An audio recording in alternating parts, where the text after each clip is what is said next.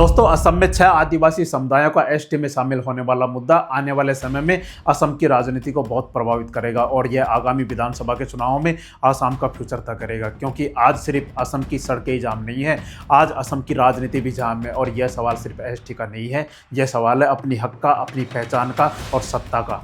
जहाँ एक तरफ असम के पुराने आदिवासी हैं जो पहले से ही एसटी कैटेगरी में शामिल हैं और अब ये 6 समुदाय फिर से एसटी कैटेगरी में शामिल होने की मांग कर रहे हैं और इन दोनों समुदायों के बीच में फंसी हुई है असम की सरकार। एसटी सिर्फ दर्जा नहीं है, ये असम की तकदीर है। अगर इस समय फैसला नहीं हुआ तो आने वाले विधानसभा चुनावों में असम में बहुत बड़ा राजनीतिक विस्फोट देखने को मिलेगा।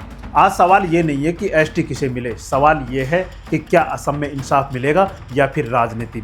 आज ये लड़ाई गरीब बनाम गरीब के बीच की बना दी गई है। असम में एसटी सिर्फ पहचान नहीं है, ये असम की राजनीति की चाबी है। कहा जाता है कि असम की बहुत सारी विधानसभा की सीटों पर एसटी का अपना प्रभाव है। अगर असम में सरकार बनती है तो वह एसटी की वजह से बनती है, अगर असम में सरकार गिरती है वो भी एसटी की वजह से गिरती है। क्योंकि असम के 126 विधानसभा सीटों में से 35 सीटें तो ऐसी है जो एसटी प्रभावित है और साथ ही लोकसभा में 2 सीटें तो एसटी के लिए अलग से आरक्षित है। अब दोस्तों, वर्तमान में जो 6 समुदाय एसटी में शामिल होने के लिए जो आंदोलन कर रहे हैं वो काफ़ी महत्वपूर्ण बन जाता है और यह मुद्दा भी असम की राजनीति में बहुत महत्वपूर्ण स्थान रखता है।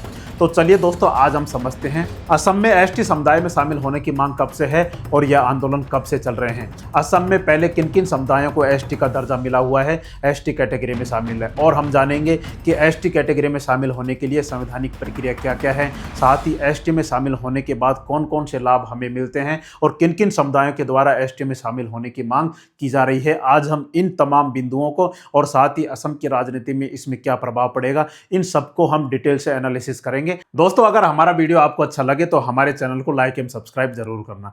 चलिए दोस्तों, हम शुरुआत से स्टार्ट करते हैं कि असम में वो कौन कौन से समुदाय हैं जो इस समय एसटी कैटेगरी में शामिल होने के लेकर बहुत बड़ा आंदोलन कर रहे हैं। दोस्तों, असम में जो मुख्य रूप से 6 समुदाय हैं इस समय जो एसटी कैटेगरी में शामिल नहीं है, उनमें से एक तो है ताही अहोम है, दूसरा मोरन है, मटक है, सूटिया है, कोच राजबोंगसी है, टी ट्राइब है। ये 6 समुदाय हैं जो इस समय असम में बहुत बड़ा आंदोलन कर रहे हैं एसटी कैटेगरी में शामिल होने को लेकर। अब इसमें क्या है कि इनसे सरकार ने वादा किया था 2014 में वादा किया था कि अगर हमारी सरकार आती है, बीजेपी शासित सरकार आती है, तो हम क्या करेंगे, आपको एसटी कैटेगरी में शामिल होने का मौका देंगे। इसके बाद क्या किया गया, इनके साथ धोखा हुआ और इनको एसटी कैटेगरी में शामिल नहीं किया गया और आज तक भी 2026 तक भी यह प्रक्रिया केवल प्रक्रियाधीन है। इनको एसटी कैटेगरी में शामिल होने का दर्जा नहीं मिला है, जिसकी वजह से ये लगातार अब प्रदर्शन कर रहे हैं। अब तो इनका कहना है कि हम रेस्ट नहीं करेंगे तब तक हमें एसटी कैटेगरी में शामिल नहीं किया जाएगा, क्योंकि इनकी मांग है हमें भी एसटी में शामिल करो, क्योंकि हम भी पिछड़े हुए हैं, हमें भी हक चाहिए, जिसकी वजह से हमें एसटी कैटेगरी में शामिल किया जाना चाहिए। अब यह आंदोलन कब से चल रहे हैं उसके बारे में हम देखते हैं कि ऐसा नहीं है कि यह 2025 के अंत में या फिर 2026 की शुरुआत में यह आंदोलन हुए हैं। यह आंदोलन काफ़ी समय से चल रहे हैं एसटी कैटेगरी में शामिल होने को लेकर। शुरुआत से अगर हम देखें तो शुरुआत में 1950 और 60 के दशक में प्रारंभिक पहचान के लिए यह संघर्ष किया गया था। क्या हुआ था, चाय के बागानों में काम करने वाले आबादियों और अन्य जातीय समूहों का पहला पहचान संघर्ष शुरू हुआ था जब भारत आज़ाद हुआ था। उसके बाद से क्या हुआ कि जब भारत आज़ाद हुआ तो उसमें क्या था, 50 के दशक में ही कुछ आदिवासी लेखकों और नेताओं ने एसटी मान्यता की आवश्यकता पर आवाज़ उठाई थी, विशेषकर ग्रामीण आदिवासी समुदायों के लिए। इसके लिए आवाज़ उठाई गई थी। फिर क्या हुआ, 1970 और 80 के शुरुआती दशक में और प्रयास किए गए, शिकायतें भी की गई। असम सरकार और स्थानीय समुदायों ने केंद्र सरकार को एसटी मान्यता की याचिकाएं भेजी और लेकिन बड़ा बदलाव नहीं हुआ था। याचिका काफ़ी प्रयास किए गए थे 70 के दशक में भी। समेकित आंदोलन अभी तक संगठित रूप से सामने नहीं आया था। ऐसा नहीं आया था कि जैसे इस समय अभी आंदोलन हो रहे हैं उस तरीके से पहले इतना बड़ा आंदोलन हुआ था, ऐसा नहीं था, लेकिन लगातार प्रयास किए जा रहे थे। अब दोस्तों क्या हुआ, 90 के दशक में संगठित आंदोलन की शुरुआत होती है। 90 के दशक में आदिवासी संगठनों ने लगातार सरकार को मेमोरेंडम और प्रतिवेदन भेजना शुरू किया, जिससे एसटी कैटेगरी में शामिल करने की मांग प्रमुख थी। तो 90 के दशक के बाद ये संगठित रूप से आंदोलन होना स्टार्ट किया। इसी दशक में असम में क्या हुआ, कई छात्र संगठन भी हुए और मजदूर संघ भी सक्रिय हुए, जिसकी वजह से दशकों पुरानी पहचान संघर्ष को आगे ले जाया गया। इन संगठनों के द्वारा बहुत महत्वपूर्ण भूमिका निभाई गई। अब क्या हुआ 2010 के बाद, देखिए दोस्तों, 2010 के बाद मांग में विस्तार और राजनीतिक उभार पैदा हुआ, क्योंकि 2010 के दशक में टी ट्राइब, मोरान, मोटक और जो है ऐसी ये 6 आदिवासी समुदाय थे, एसटी मान्यता की स्पष्ट मांग इन्होंने तेज कर दी।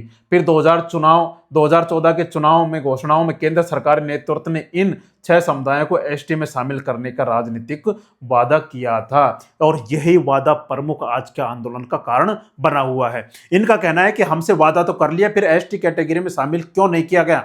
तो इनकी ये प्रमुख मांग अभी इस समय यही है, साथ जिसके बाद में पूरा नहीं किया गया, यह वादा पूरा नहीं किया गया। यह एक तरीके से इन आदिवासी समुदायों के साथ धोखा था। दूसरा, अब 2019 में क्या हुआ? संसदीय प्रयास भी हुआ था 2019 में। 8 जनवरी 2019 को scheduled tribe amendment bill Rajya Sabha में पेश हुआ, जिसे कुछ समुदायों को एसटी का दर्जा देने की बात की थी। हालांकि यह आगे नहीं बढ़ पाया, इसके बाद यह मामला यहीं ठप पड़ गया। अब 2023 में क्या हुआ? स्थानीय आंदोलन और प्रदर्शन होने लगे। 29 अगस्त 2023 को all Adivasi students association of Assam, यह एक स्टूडेंटों का एक संगठन है, सहित समूह ने विश्वनाथ में एसटी दर्जा की मांग को लेकर प्रदर्शन किया था, और यह बहुत बड़ा प्रदर्शन था। अब दोस्तों इसके बाद आगे क्या हुआ?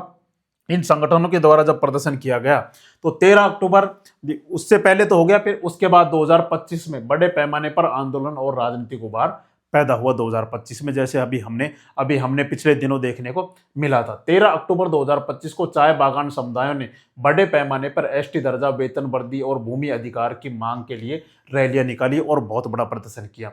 इसके बाद अक्टूबर 2025 को ढकियाजुली में 1 लाख से अधिक टी ट्राइब एवं आदिवासी समुदायों ने एसटी स्टेटस की मांग की रैली की और बहुत बड़ी रैली निकाली। फिर सितंबर अक्टूबर 2025 में मटक समुदाय के द्वारा काफी प्रदर्शन किए गए। नवंबर 2025 में असम कैबिनेट ने 6 समुदायों को एसटी दर्जा देने की जीओएम रिपोर्ट की मंजूरी दी, जिसे विधानसभा में प्रस्तुत किया गया। इसी दौरान मौजूदा आदिवासी संगठनों ने राज्यव्यापी विरोध प्रदर्शन भी किए। अब इसके बाद 2026 में क्या हुआ? 2026 में 6 समुदायों ने विधानसभा चुनाव से पहले अपनी एसटी दर्जा की मांग फिर से जोरदार तरीके से उठाई है, और अभी फिलहाल आदिवासी संगठनों और सरकार के बीच बातचीत जारी है। लेकिन यह जो मुद्दा है वो राजनीतिक रूप से बेहद संवेदनशील बना हुआ है। अब दोस्तों इस तरीके से 1950 के दशक से जब हमारा देश आज़ाद हुआ था, तब से अब तक लगातार ये मांग उठती रही है, लेकिन इन 6 समुदायों को एसटी का दर्जा फिलहाल अभी तक नहीं मिल पाया है। अब दोस्तों हम देखते हैं कि एसटी का दर्जा क्या असम में पहले भी आदिवासी समुदायों को मिला हुआ है? अगर मिला हुआ है तो कौन कौन से वो समुदाय हैं जिनको एसटी का दर्जा मिला हुआ है? शुरुआत करें हम दोस्तों असम में फिलहाल 14 मुख्य समुदाय एसटी समुदाय हैं, और उनके उप समूह भी मान्यता प्राप्त है जिन्हें एसटी का दर्जा मिला हुआ है। कौन कौन से हैं? बोडो है, जो बोडो समुदाय हैं, जो अलग बोडोलैंड की मांग भी करते रहते हैं, उनके लिए एसटी का दर्जा मिला हुआ है। असम का सबसे प्रभावशाली एसटी समुदाय है, आबादी 35 से 40 लाख है, और क्षेत्र बीटीआर बोडोलैंड टेरिटोरियल रीजन, राजनीतिक ताकत भी इनकी बहुत महत्वपूर्ण है। अलग राज्य आंदोलन, बोडोलैंड की मांग, बीटीआर परिषद, बीटीसी, यूपीपीएल, बीपीएफ, इनका भी असम की राजनीति में काफ़ी प्रभाव देखने को मिलता है। असम की सत्ता राजनीति को सीधे ये प्रभावित करते हैं। दूसरा है मिसिंग आदिवासी समुदाय, जो असम के मूल आदिवासी निवासी हैं, दूसरा उसको भी एसटी का दर्जा मिला हुआ है। ब्रह्मपुत्र के 4 जो रिवर है उनके आसपास ये बसे हुए हैं। इनके भी मुद्दे हैं, बाढ़ को लेकर, जमीन अधिकार को लेकर, इनका भी राजनीतिक प्रभाव, असम की जो सीटों पर निर्णायक वोट है इनका प्रभाव देखने को मिलता है। तीसरा है कार्बी आंगलोंग, जो जिलों में रहते हैं वो कार्बी समुदाय हैं, ये भी 6ठी अनुसूची में शामिल हैं, इनको भी एसटी का दर्जा दिया हुआ है। चौथा है दिमासा क्षेत्र है, दिमा हासो, ऐतिहासिक जनजाति, मुद्दे हैं स्वायत्त परिषद और संसाधन नियंत्रण, इनके प्रमुख मुद्दे हैं। 5वीं जो जनजाति है, जो आदिवासी हैं, वो है राभा, जो पश्चिमी असम में पाई जाती है। 6ठी है तिवा लालुंग, मध्य असम में ये आदिवासी समूह पाया जाता है। 7वीं की बात करें, देवोरी, इनको भी एसटी का दर्जा मिला हुआ है। बहुत छोटा लेकिन संगठित समुदाय है, सांस्कृतिक पहचान पर लगातार जोर देता रहता है कि हमारी सांस्कृतिक पहचान बनाए रखी जाए। 8वां है सोनेवाल कछारी, इनको भी अपर असम में ये पाए जाते हैं, इनको भी एसटी का दर्जा मिला हुआ है, एसटी कैटेगरी में शामिल है। 9वां है थेंगल कछारी, यह सीमित क्षेत्र में है लेकिन इन्हें भी एसटी का दर्जा है। अन्य जो समुदाय हैं उनमें है गारो, हाजोंग, खासी जयंतिया, मैच, कुकी, मणिपुरी, हिल ट्राइब्स वाले जो समुदाय हैं उनको भी एसटी कैटेगरी में वहाँ पर शामिल किया गया है। तो इस तरीके से मुख्य रूप से कितने हैं, ये 14 समुदाय ऐसे हैं जो असम में इस समय एसटी कैटेगरी में शामिल हैं। अब इनका ये कहना है कि जैसे जो बाकी के 6 समुदाय हैं इनको एसटी कैटेगरी में शामिल कर लिया जाएगा तो क्या होगा, इनके अधिकार सीमित हो जाएंगे, क्योंकि इनका क्षेत्र क्या हो जाएगा, बड़ा हो जाएगा, जिसकी वजह से ये पिछड़े ही रह जाएंगे, जिससे ये इनका विरोध कर रहे हैं। जो 6 आदिवासी समुदाय क्या कर रहे हैं, एसटी कैटेगरी में शामिल होने की मांग कर रहे हैं, इनका जो पहले से शामिल है वो क्या कर रहे हैं, विरोध कर रहे हैं। अब दोस्तों आगे हम समझते हैं कि एसटी समुदायों की असम की राजनीति में मुख्य रूप से क्या भूमिका है। चुनावी शक्ति की अगर हम बात करें तो चुनावी शक्ति में असम की 126 विधानसभा सीटों में से 35 सीटें ऐसी है जो एसटी प्रभावित है, और लोकसभा की 2 सीटें भी क्या है, एसटी के लिए आरक्षित है। सबसे जरूरी चीज जो है वो है कि 6 शेड्यूल एरियाज है ये क्षेत्र, जैसे बोडोलैंड है, कार्बी आंगलोंग है, दीमा हसाओ है, ये क्या है, हमारे संविधान की 6 जो शेड्यूल है उसमें शामिल है। यहाँ राज्य सरकार भी सीमित नियंत्रण रखती है, क्योंकि 6 शेड्यूल में काफी अपने अपने सिद्धांत रहते हैं, अपने नियम कानून कायदे रहते हैं। अब क्या है दोस्तों, एसटी बनाम एसटी विवाद आज का सबसे बड़ा मुद्दा। जब नए 6 समुदायों को एसटी कैटेगरी देने की बात आती है तो मौजूदा एसटी क्या कहती है कि हमें पहले से ही पिछड़े हैं, नया बोझ मत डालो। अब आंदोलन और सड़क की राजनीति क्या कहती है कि एसटी समुदाय आंदोलन जो करते हैं, चक्का जाम, विधानसभा का घेराव, चुनाव बहिष्कार और धमकी, सरकार के लिए क्या है, vote bank plus social balance में फंसी हुई है, क्योंकि सरकार के लिए जरूरी हो जाता है कि इनको कैसे भी करके साधा जाए। अब दोस्तों हम देखते हैं कि एसटी कैटेगरी में शामिल होने के लिए क्या संवैधानिक प्रक्रिया है। क्या केवल आंदोलन करने से ही एसटी कैटेगरी में शामिल किया जा सकता है? क्या राज्य सरकारें एसटी कैटेगरी में शामिल कर सकती हैं? क्योंकि राज्य सरकारें नहीं कर सकती हैं। इसमें एक लंबी संवैधानिक प्रक्रिया है, उसको हम समझते हैं कि आखिर कैसे एसटी कैटेगरी में शामिल हुआ जा सकता है। दोस्तों एसटी कैटेगरी में शामिल होने के लिए जो संवैधानिक प्रक्रिया है उसमें सबसे पहले देखते हैं कि एसटी तय कौन करता है कि आप एसटी कैटेगरी में शामिल हो सकते हैं।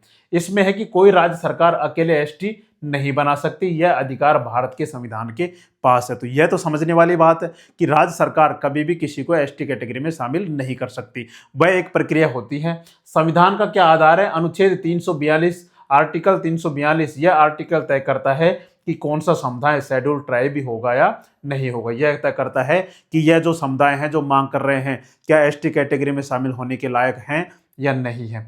इसमें शामिल कौन कौन होते हैं? राष्ट्रपति, राज्य सरकार, संसद की लोकसभा और राज्यसभा। अब आगे हम देखें तो समुदाय की मांग, पहली जो स्टेज है वो क्या है? समुदायों की मांग है। कोई भी समुदाय खुद को एसटी घोषित नहीं कर सकता। समुदाय पहले आंदोलन करता है, मेमोरेंडम देता है, राज्य सरकार से मांग रखता है, जैसे असम में अभी फिलहाल हमें देखने को मिलता है। राज्य सरकार की सिफारिश होती है, राज्य सरकार सोशल स्टडी करवाती है, एंथोग्राफिक रिपोर्ट बनवाती है, फिर केंद्र सरकार को सिफारिश भेजती है, और यहीं से क्या होता है, यहीं से राजनीति की स्टार्ट होती है, यहीं से राजनीति की शुरुआत होती है। अब इसमें आगे हम देखें तो और क्या होता है कि जो रजिस्टर जनरल ऑफ इंडिया है आरजीआई, इसकी जांच करती है। इसके बाद जब यहां से राज्य सरकार से सारी सिफारिशें चल जाएंगी केंद्र सरकार के पास, तो इसके बाद क्या होगा, आरजीआई देखता है, रजिस्टर जनरल ऑफ इंडिया, क्या समुदाय को वास्तव में आदिवासी लक्षण रखता है जो समुदाय एसटी कैटेगरी में शामिल होने की मांग कर रहा है। क्या यह इसकी अलग संस्कृति है, अलग भाषा है, सामाजिक पिछड़ापन इसके अंदर है, भौगोलिक अलगाव है। अगर आरजीआई ने नो कहा तो प्रक्रिया लगभग रुक जाती है। यहाँ पर रजिस्टर जनरल ऑफ इंडिया की भागीदारी काफी प्रमुख है। अगर इसने नो कह दिया तो यह प्रक्रिया कहाँ रुक जाएगी, बंद हो जाएगी, इससे आगे बढ़ेगी नहीं। तो एसटी कैटेगरी में क्या क्या शामिल होने के लक्षण रखे गए हैं कि उनकी अलग संस्कृति है, अलग भाषा है, सामाजिक पिछड़ापन है, वो पिछड़े हुए हैं, साथ ही भौगोलिक अलगाव है, साथ ही अगर आरजीआई ने मना किया तो नो कह दिया तो यह प्रक्रिया यही समाप्त हो जाएगी। तो आगे देखते हैं, अगर इसने यस कह दिया तो आगे की प्रक्रिया क्या होगी। अगर इसने यस कह दिया कि हाँ चलो इनको शामिल कर लिया जाए, तो आगे की भी प्रक्रिया है, उसको हम समझते हैं। National commission for scheduled tribe, यह एक संस्था है, ये भी अपनी रिपोर्ट देती है। इसके बाद ये भी अपनी रिपोर्ट देती है, मौजूदा एसटी समुदायों की आपत्ति भी यही सुनी जाती है। जो क्या कर रहे हैं, जो बाकी के जो असम के 14 बाकी के समुदाय हैं जिनको एसटी कैटेगरी मिली हुई है, वो अगर आपत्ति जताते हैं तो उनकी भी क्या सुनी जाएगी, सुनवाई यहीं पर की जाएगी। यह स्टेज सबसे संवेदनशील होता है। अगर इस स्टेज से पार कर लिया तो लगभग यह संभावना बन जाती है कि एसटी कैटेगरी में शामिल किया जा सकता है।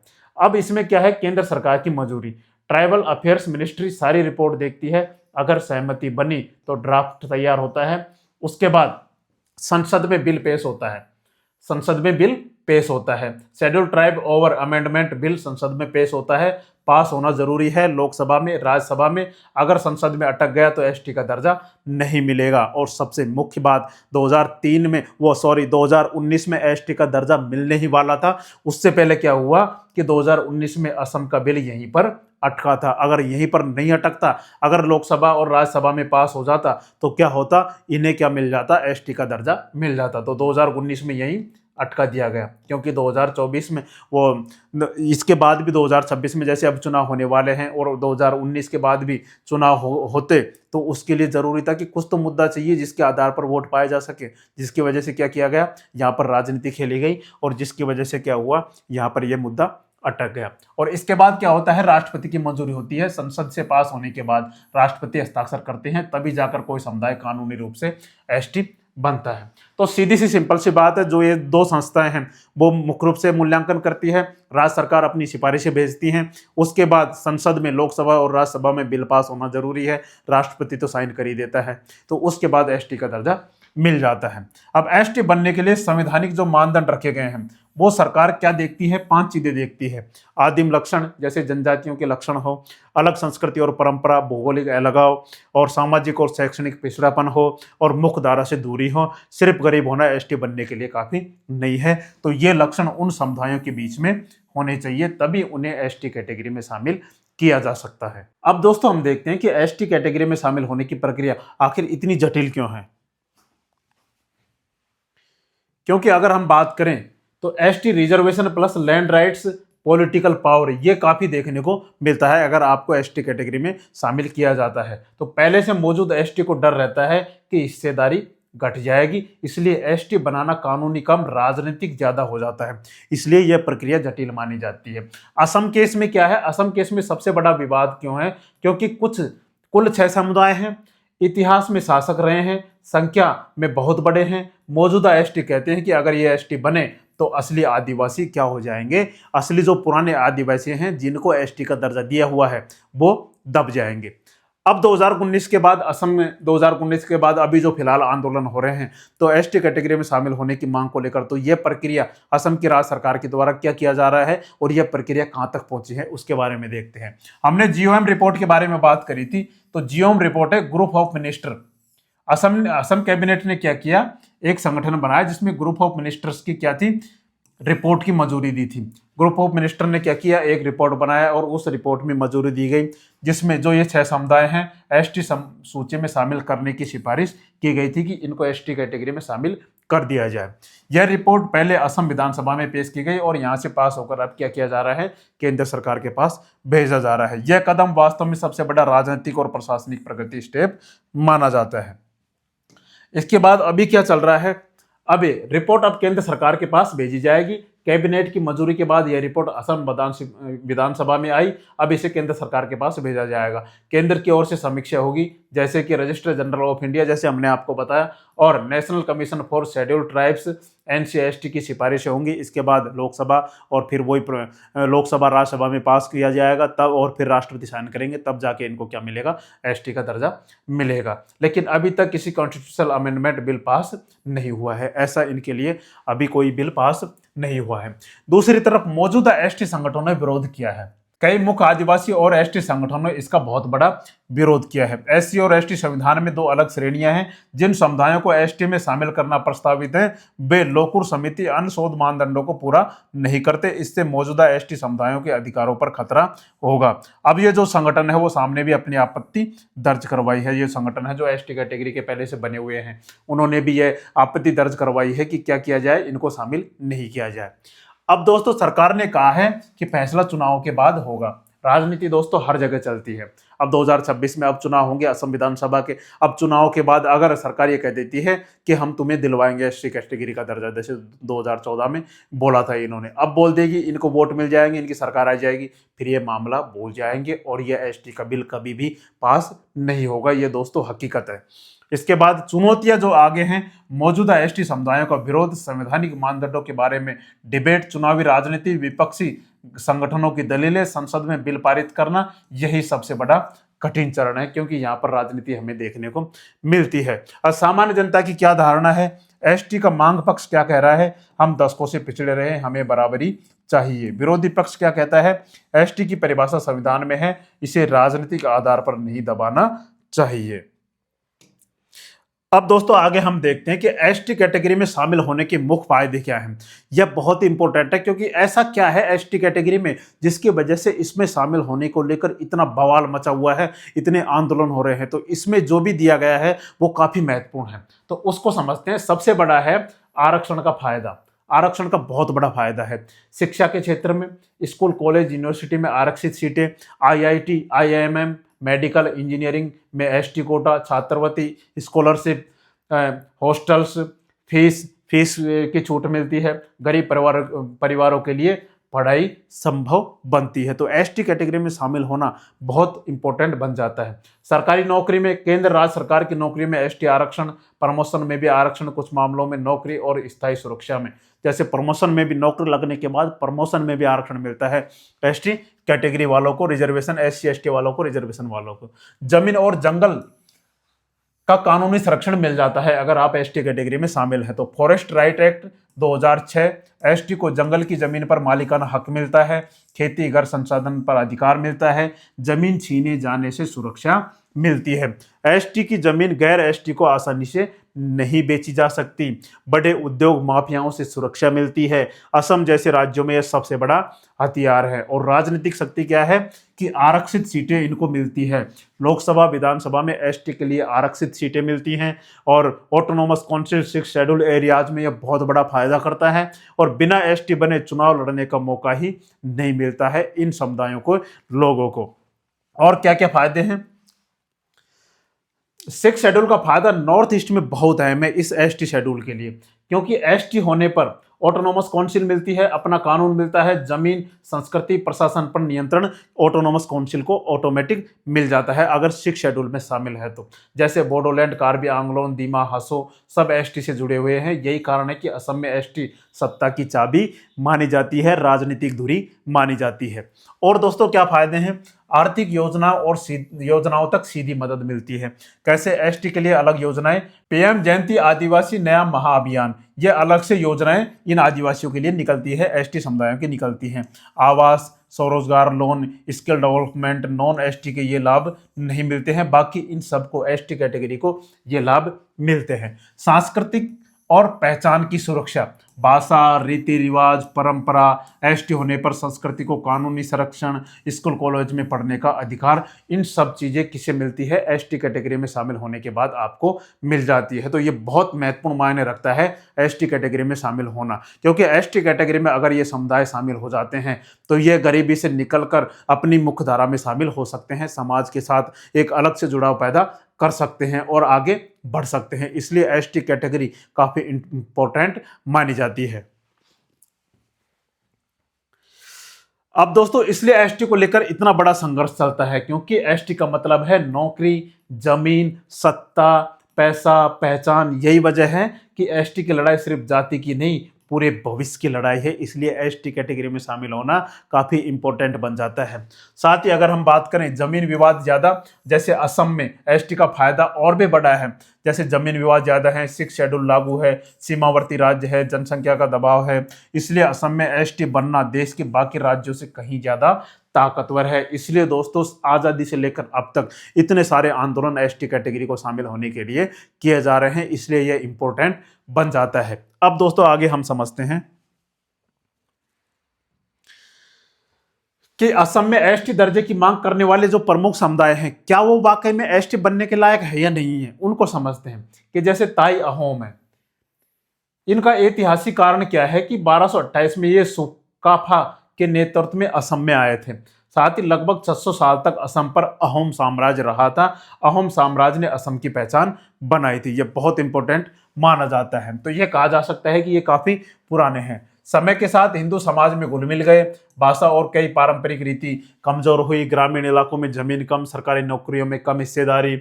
एसटी मांग का आधार इसका क्या है? मूल रूप से ताई जनजातीय समूह अपनी अलग संस्कृति, अलग इतिहास, अलग सामाजिक पहचान रखती है। कहते हैं हम शासकते, पर आज सबसे ज्यादा हाशिए पर चले गए हैं, पिछड़ गए हैं, और हम सबसे ज्यादा पुरानी असम के आदिवासी हैं। सूटिया समुदाय क्या कहता है? इनका ऐतिहासिक कारण क्या है? अहोम से पहले सूटिया राज्य अस्तित्व में था। जैसे पहले अहोम साम्राज्य था, उससे पहले यह राज्य अस्तित्व में था।